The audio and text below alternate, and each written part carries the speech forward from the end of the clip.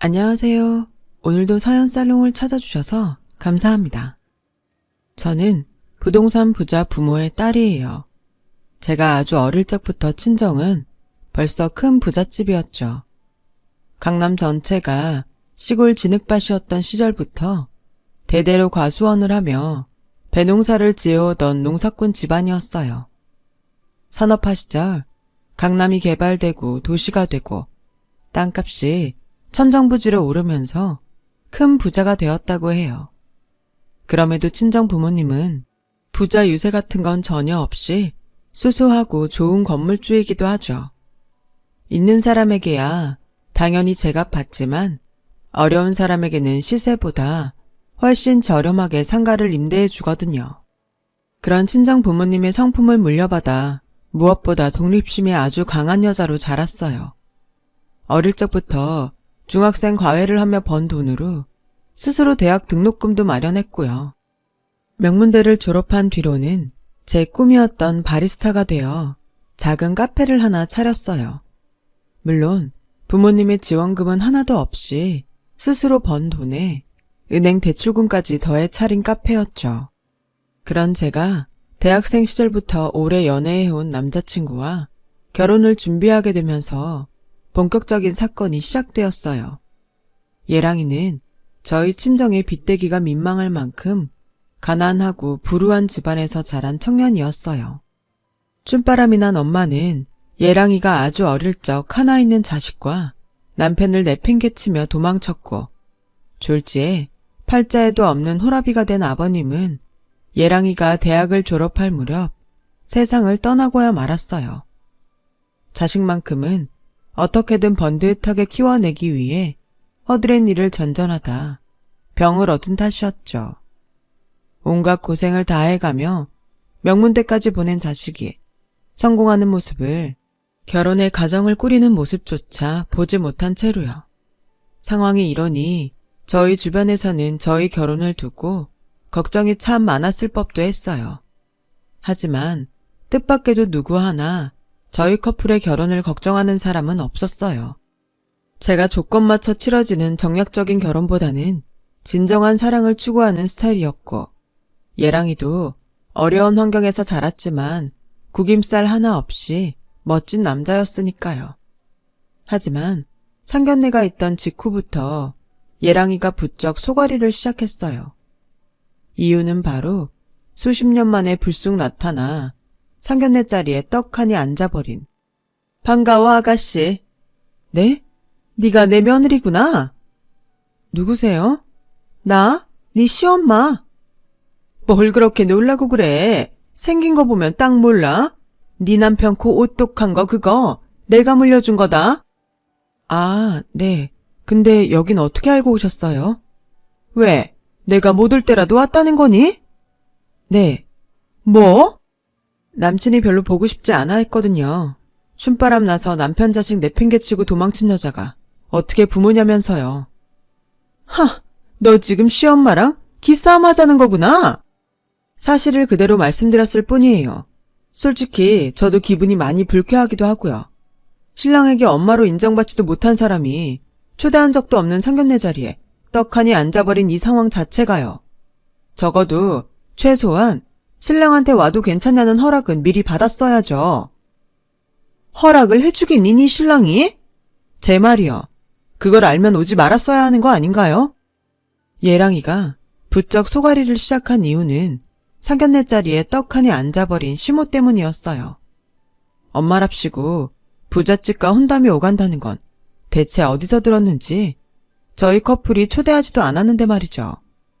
상견례 이후에도 예랑이는 자신을 거들떠도 보지 않았던 엄마가 결혼을 앞두고서야 등장했다는 생각을 떠올릴 때면 불쑥불쑥 화를 터뜨렸고, 저 또한 신랑이 엄마라고 생각하지도 않는 시모를 당연히 거부했어요.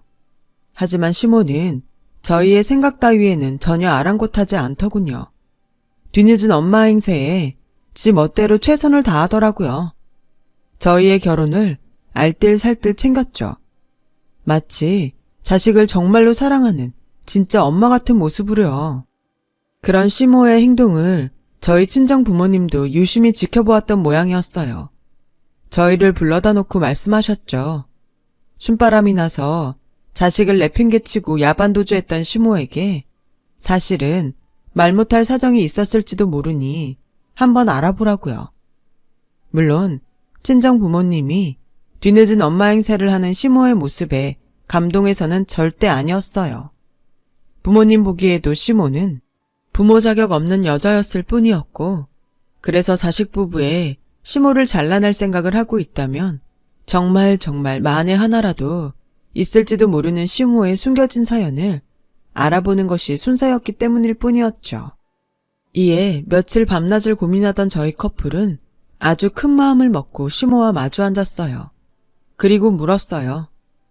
오늘 이 자리에서는 정말 사실만을 말씀해 주셔야 합니다. 저와 신랑이 당신을 용서할 수 있도록요. 혹여 거짓임이 밝혀지면 더는 어떻게 될지 모르겠습니다. 뭘? 내가 뭘 솔직하게 말해주면 될까? 우리가 당신을 용서해야 할 이유라도 있을까요? 아들 곁을 떠나던 순간에는 차마 말할 수 없었던 부득이한 사연 같은 거 말이죠. 그러자 한참을 생각에 잠겨있던 시모가 대뜸 눈물을 펑펑 쏟기 시작하더니 저와 신랑의 손을 꼭 부여잡은 채로 뜻밖의 고해성사를 털어놓기 시작했어요. 나약한 인간이 나로서는 차마 이겨낼 수 있는 일이 아니었어. 뭐가요? 춤바람이요? 춤바람은 그냥 핑계였지. 기왕 없어지게 될 엄마라면은 슬픔보다는 미움 쪽이 우리 아들한테 차라리 나을지도 모른다고 생각했으니까. 그니까요. 슬픔보다는 미움 쪽이 차라리 나을지도 모를 이유라는 게 대체 뭐였냐고요. 암. 네? 암이었어 나. 암이라는 진단을 받았는데 가난한 처지에 치료비가 너무도 걱정이더라. 지금 시절에도 암은 치료비도 많이 들고 낫기도 어려운 병인데 그 시절이야 오죽했으려고. 더욱이 그때 집안 사정은 끼니 거르기 일쑤였을 만큼 무척이나 가난했었단다. 그래서 도망치셨어요.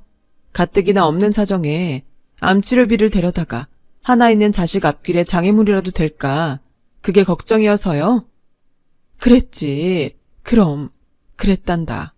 결국에는 자식을 사랑하는 마음에서 선택한 길이었어. 도망치면요? 떠나면요? 그럼 뭐가 달라질 거라고 생각했던 건가요? 달라질 거라는 기대 같은 건 할 수 있는 상황이 아니었어. 차라리 혼자 죽어 사라져버릴 생각뿐이었지. 근데 사람 운명이라는 게 참 얄궂더구나. 차라리 혼자 죽어 사라지겠다는 각오로 사랑하는 내 아들까지 등지면서 떠나왔는데 암이 완치되더라. 치료비 같은 거 없었다면서요. 내가 그래서 우리나라 대한민국을 사랑하는 거잖니. 의료보험이다 뭐다 국가 지원을 받아서 완치되었으니까 이제 내가 좀 이해가 되니? 아니요. 아직은 아닌데요. 왜? 어떤 지점에서? 완치되었으면 잘 끝난 일이잖아요. 그럼 다시 엄마 자리로 돌아왔으면 될 일을 당신은 완치 이후로도 평생 신랑을 엄마 없는 자식으로 자라게 만들었으니까요. 아닌가요? 죄책감 때문에 자식과 남편을 떠났다는 죄책감이 날 평생 남편과 자식 앞에 나설 수 없게 만들었으니까. 그래요. 지금 하신 말 다 사실이고 들은 대로 믿는다고 쳐도 아직 의문이 하나 남네요.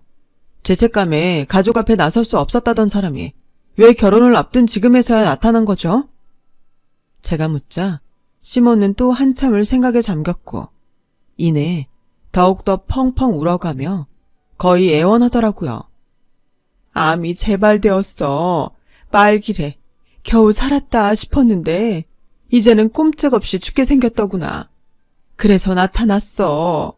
죽기 전에 아들 결혼식은 보고 싶어서 평생 엄마 없는 자식으로 살게 만든 죄를 갚기 위해서라도 결혼식에는 참석하고 싶었어. 그러니 이렇게 부탁하마. 다른 거 아무것도 바라지 않을 테니 제발 혼주 자리에만 앉게 해줘. 삶의 끝자락에 서라마 마지막 엄마 노릇까지는 하게 허락해 주려무나. 그렇게 펑펑 눈물을 쏟아내며 애원하는 시모를 바라보며 한때 자신을 버렸던 엄마를 향한 신랑의 앙금은 결국 누그러졌어요. 세 식구 하루 한 끼 먹으면 다행이었던 불우한 어린 시절. 고작 감기 하나만으로도 병원 가기 두려웠을 만큼 가난한 집안에 심지어 시모가 걸렸던 병은 치료비 많이 들기로 손꼽히는 암이었으니까요. 신랑은 그렇게 시모를 향한 원망을 누그러뜨렸지만 저는 시모를 아직 완벽하게 믿기는 어렵다는 생각이었어요. 그래서 시모에게 결혼식 혼주 노릇은 허락하면서도 조건을 달았죠. 시모로서의 기본적인 예우는 충분히 갖출 테지만 그 밖에 특별한 무언가를 바라지는 말라는 조건이었죠. 구체적으로는 명품 예단이라던가 값비싼 폐물 같은 금전적인 대가부터 나아가서는 친정 부모님의 상가에 장사짜리 하나 내달라는 욕심까지 그 무엇 하나 탐내서는 안 된다는 약속이었어요. 시모가 이에 동의하면서 저희 커플의 결혼은 순조롭게 치러질 것만 같았어요. 그런데 그날 대화와 약속 이후로 한동안 잠잠하던 시모가 어느 날 또 갑자기 저희를 찾아와 펑펑 울어대는 게 아니겠어요? 며칠 사이 무슨 일 있으셨나요, 어머님? 어머님? 그렇게 받아들이기로 했잖아요. 그치? 내가 네 시엄마 맞지? 그럼요. 근데 무슨 일인데 또 눈물바다세요? 그게 말이다. 아니야. 내가 무슨 염치로 이런 말을 꺼내겠니? 부탁할 일 있으시면 말씀해보세요.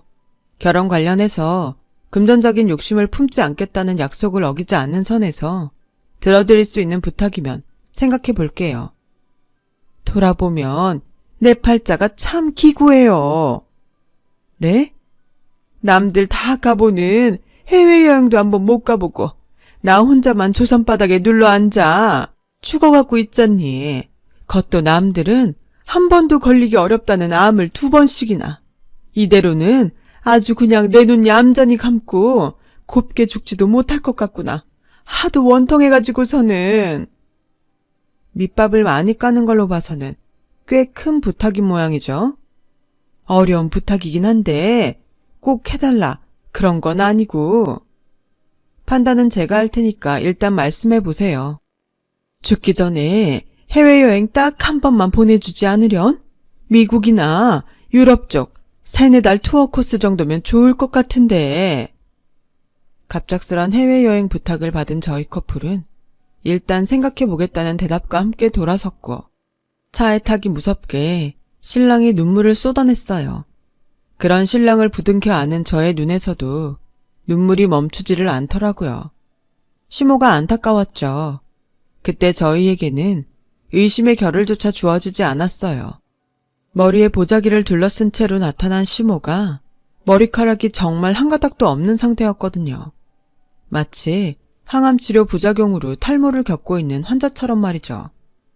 심한 탈모 증세를 보이던 시모의 모습을 떠올리며 저희 커플은 결국 시모의 마지막 소원을 들어주기로 했고 시모에게 결혼식 직후에 양가 합동 가족 여행으로 해외를 다녀오면 되겠다고 제안했어요. 그런데 시모가 결혼식 직후에 떠나자는 양가 합동 여행 계획을 완강하게 반대하더라고요. 결혼식까지 내가 살아있을 수 있는 보장이 없다는 이유를 들먹어 가면서요. 이에 그럴 수 있다고 생각한 저희가 결혼 직전에 양가 합동 여행을 가면 어떻겠느냐고 절충안을 제안하자 시모는 이번엔 아주 펄쩍펄쩍 뛰어가며 또 반대를 하더라고요. 죽기 직전에 혼자 조용히 생각을 정리하며 죄 많은 삶을 마무리 짓고 싶다는 이유에서였어요. 그런 비슷한 공방이 몇 차례 반복되었고 결국 시모를 향한 의문에 빠져들게 되었어요. 암에 걸려서 시한부 판정을 받은 사람이 혼자 해외여행이 가능할까? 심지어 외국어 한마디 못하는 사람이? 하는 의문이었죠. 그럼에도 저희 커플은 방식이야 어떻게 되었던 시모에게 여행을 보내주기로 마음을 맞출 수밖에는 없었어요. 병색이 무척이나 완연해진 시모가 수시로 구역질을 하며 화장실로 뛰쳐들어가는 등 너무나 안타깝고 눈에 띄게 수척한 모습을 보였으니까요. 다만 시모의 건강을 염려한 저는 이번에도 조건을 붙였어요. 좋아요. 어머님 혼자 해외여행을 떠나는 걸로 해요. 그래, 주겠니? 대학교에서 철학을 전공한 친구가 했던 말인데요. 고독을 즐기기에 가장 완벽한 시간은 죽기 직전의 시간이라고 하더라고요. 잘못도 많았고 번민도 많았던 어머니의 삶, 혼자서 조용하게 잘 정리할 수 있도록 배려하는 거니까 대신에 저의 조건도 꼭 들어주셔야 합니다. 딱히 어려운 조건도 아니에요. 그럼 당연하지. 해외여행 같은 큰 부탁까지 들어주는데 내가 뭘 못해주겠니? 여행 경비 전액을 지원하는 대신 의사로부터 해외여행 가능 여부를 먼저 진단받아 보자고요. 병원? 왜, 싫으세요? 그러니까, 질려서 그러지, 질려서. 내 삶의 절반이 병원이었어요. 뭐든 다 해주겠다면서요. 어머님 염려해서 하는 얘기니까 거절하지 마세요. 에휴, 그래 뭐. 까이꺼 맨날 살다시피 아는 병원인데 상담 한번 받는 일이 뭐 어렵다고. 그러겠다고 약속하마. 하지만 시모는 제가 잡은 병원 예약에 단 한 번도 나타나지 않았어요. 병원 진료 평크가 연달아 몇 번이 거듭되자 당연히 의심이 가중되더군요. 그때 마침 여행사로부터 저에게 뜻밖의 연락이 도착했으니 시모의 이상한 행동거지에 대한 일종의 제보였어요. 제가 카드로 결제했던 해외여행 비용 전액을 시모가 현금으로 환불받을 수 있냐고 문의했다는 제보 말이에요. 해외여행 대금 전액을 시모가 현금으로 환불받는 대신 여행사에게는 환불 금액의 10%를 떼어주겠다는 딜까지 걸어왔다더라고요. 정리하자면 시모는 제가 카드로 결제한 해외여행 대금으로 일종의 카드깡을 시도하려고 했던 것이었죠. 시모의 행각을 제보받은 저희 커플은 내심 짚이는 구석이 있었어요. 그래서 시모의 꿍꿍이를 직접 확인하기 위해 꾀를 내었고 곧장 행동에 나섰어요. 제가 시모에게 해외여행에 입을 명품 옷을 사주겠다며 백화점 명품 매장으로 불러낸 사이 예랑이는 시모의 거처를 방문해 꿍꿍이 단서가 될 만한 것을 찾았어요. 그렇게 서로 각자 작전에 돌입하고 몇 시간 뒤 저는 시모가 피팅룸에서 새 옷을 갈아입는 틈을 타 시모의 거처를 탐색하고 있는 예랑이에게 전화를 걸었고 예랑이는 전화를 받기가 무섭게 긴 한숨부터 떨구더라고요. 사람이 어떻게 이러냐? 이러고도 부모야? 이러고도 사람이야? 혹시나 했는데 역시나였던 거야? 우리 생각이 맞았던 거구나. 확실해. 이건 도저히 부정할 수가 없어. 상황이 어떤데? 서랍에서 바리깡이 하나 나오더라. 휴지통을 뒤져보니까 머리카락이 한 다발 나왔고 아무래도 항암치료 부작용으로 탈모를 겪은 게 아니라 멀쩡한 머리를 직접 자기 손으로 깎은 모양이야. 일부러? 우리 앞에서 암 환자 행사하려고? 뻔하지. 그것뿐만이 아니야. 냉장고에 유통기한 한참 지나고 상한 우유들이 잔뜩 들어있더라. 그 여자 갈수록 초췌해지고 수시로 구역질을 해대면서 화장실에 뛰쳐 들어갔던 건 장염이랑 식중독 때문이었던 게 확실해. 장염이랑 식중독까지야. 우리가 의사도 아닌데 확신할 수는 없는 일이잖아. 그치. 우리가 의사는 아니지. 하지만 의사가 이미 확답을 내려놨더라. 응? 여기 진단서에 장염이랑 식중독이라고 써있다. 날짜도 정확히 일치해. 우리 앞에서 해외여행 보내달라며 병색이 완연한 모습 보이던 시점. 딱 바로 그때부터야. 당신이 실망할 만하네. 나 같으면 곱게 탄식하는 게 아니라 세상 웬만한 욕지거리는 다 끌어다 붙였을 테니까. 나도 심정 같아서는 그러고 싶어. 지금 내가 말한 내용이 전부가 아니니까. 말을 마친 신랑은 낯선 목소리에 중년 아줌마에게 전화를 바꾸어 주었고 그 중년 아줌마가 저에게 건넨 한마디에 저는 시모에게 학을 떼고야 말았어요. 어머어머, 네가 박신의 부잣집 며느리구나. 누구세요? 나야 나, 네 시엄마 옆집 친구. 아, 네. 근데 저는 어떻게 알고... 당연히 알지. 박 씨가 부잣집 며느리 생겼다고, 자식 장가 잘 보낸다고 동네방네 얼마나 자랑질을 하고 다녔는데, 자랑질만 하고 다녔게? 아들 자식 덕분에 목돈 생겼다는 유세도 떨어댔지. 그 돈으로 춤추는데 투어를 돌 계획이라던가 뭐라던가. 그랬어요. 시모는 과거에 암에 걸렸던 적도 이번에 암이 재발한 것도 아니었어요. 스스로 머리를 삭발해가며 암 환자 행색을 해댔을 뿐이었고, 병색이 완연하고 초췌한 모습을 연출하기 위해 일부러 상한 우유까지 마셔가면서 장염과 식중독에 걸렸을 뿐이었죠. 목적은 아니나 다를까 돈이었어요. 해외여행 비용을 챙겨서 그 돈으로 또 즐겨볼 생각이었던 거죠. 비로소 저희 커플은 시모의 추악한 민낯을 모두 깨닫게 되었지만 결혼식까지 모든 사실을 함구했어요. 시모를 저희 커플로부터 영원히 떼어놓기 위해서요. 시간은 빠르게 흘러 마침내 맞이한 결혼식 당일. 결혼식을 앞둔 저희 커플은 한복을 곱게 차려입은 시모가 예식장에 도착하기가 무섭게 모범택시에 태웠어요. 혼자 해외여행을 즐기면서 지난 삶에 대한 생각을 정리하라는 배려인 척. 출국심사 받으려면 시간이 빠듯하니 결혼식 참석은 어렵겠다면서 시모를 태운 모범택시를 다짜고짜 출발시켜버렸고요.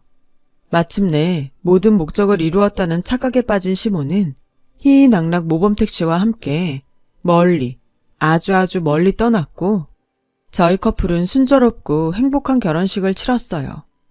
혼주 자리에는 추악한 시모 대신 시댁 쪽 큰어르신이 앉았죠. 그렇게 결혼식을 마친 저희 부부가 신혼여행 출국 수속을 밟고 있던 순간이었어요.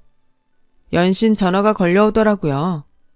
아니나 다를까 모범택시를 타고 멀리 떠났던 시모였죠. 여보세요?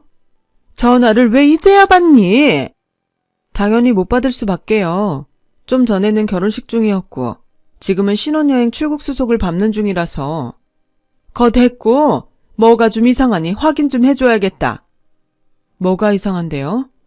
아니 글쎄 이놈의 모범택시 기사 양반이 내가 여행사에 볼 일이 있다며 아무리 애원해도 무작정 고속도로를 타버리더니 급기야는 아무것도 없는 강원도 산골에 덜컥 내려놓지 뭐니.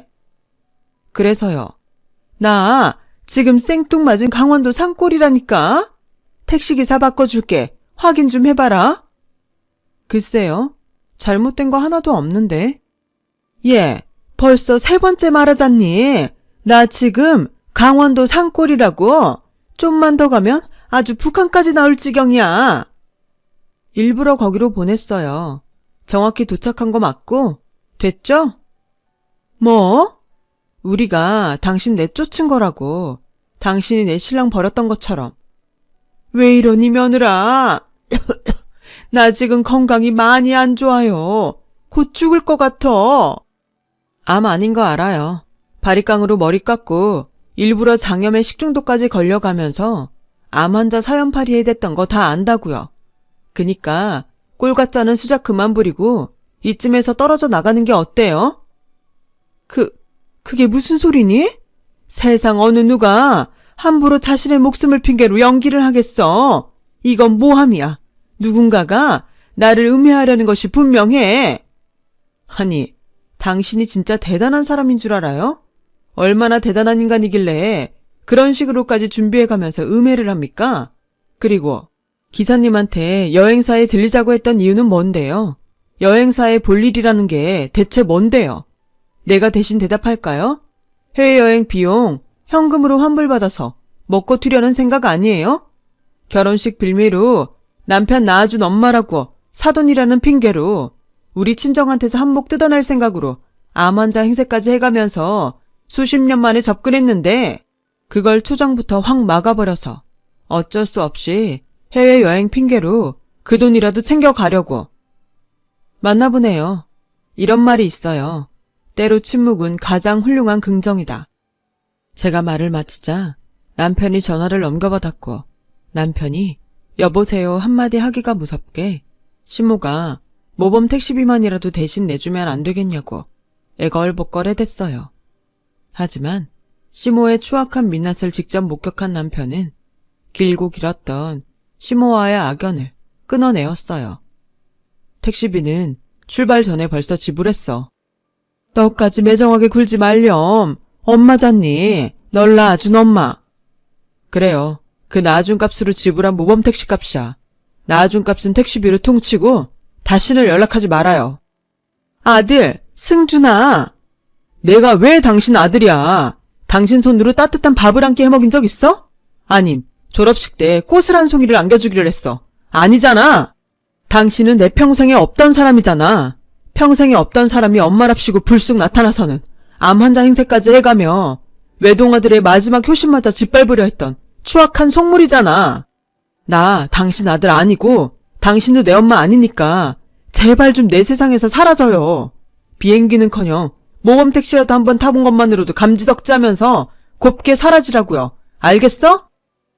그날 남편의 모습은 옆에서 지켜보는 제 가슴이 다 미어질 만큼 아프고 슬퍼 보였어요. 하지만 어쩔 수 없는 선택이었죠. 시모와의 사건을 겪으며 저희 부부는 분명하게 깨달았거든요. 시모는 상종해서는 안 되는 추악한 속물이라는 사실을요. 이후 저희 부부는 작은 카페를 함께 운영하며 성실하게 살아가고 있어요. 카페를 마련하며 받았던 대출금을 부부가 함께 착실하게 갚아 나가고 있고 저희 부부의 카페는 동네 사랑방도 되었죠. 어렵고 외로운 어르신에게는 무료 커피와 한 끼 든든하게 먹을 수 있는 샌드위치 또는 토스트를 제공하고 카페 영업이 끝난 뒤에는 학원으로 돌변하기도 해요. 저희 부부 둘 다 명문대 졸업한 경력을 살려 동네 가난한 학생들에게 무료 과외를 해주고 있거든요. 시모의 소식은 알 길이 없어요. 오히려 그래서 살짝 불안하기도 하지만 어떤 일이라도 부부가 함께라면 충분히 이겨낼 수 있을 테니까요. 같은 부모라는 이름을 쓰고는 있지만 부모도 다 같은 부모가 아니네요. 앞으로 태어날 저희 아이에게는 부모라는 이름에 걸맞는 사랑 많은 부모가 되기 위해 열심히 노력하면서 살아가 보려고요. 긴 이야기 들어주셔서 감사합니다. 항상 건강 조심하시고 오늘 하루도 행복하시길 바래요. 여러분, 사연 댓글에 응원과 현명한 조언 부탁드려요.